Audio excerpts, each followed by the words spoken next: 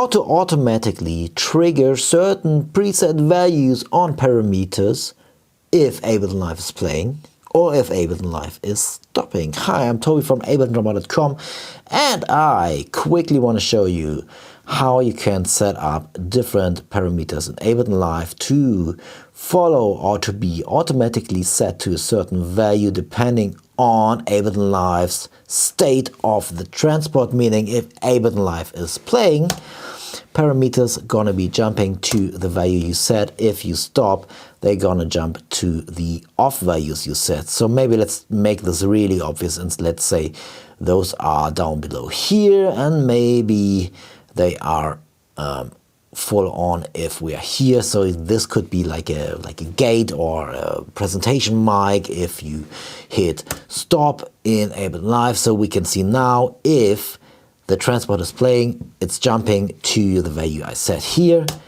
If I stop, they're jumping to the value I set here. For the off value, obviously you can use more than one device here. You can map up to 1, 2, 3, 4, 5, 6, 7, 8 parameters via this one device. This is a Max for Live device, which means it's a Max for Live plugin, you could say. So you would need Max for Live, which is included in Ableton Live Suite. This plugin here will work with 12, 11, and 10, but you would need Max for Live included in Suite, or can be bought as an add-on towards Ableton Live Standard. You can get this device, just follow the link in the video description below here. Take care, bye bye.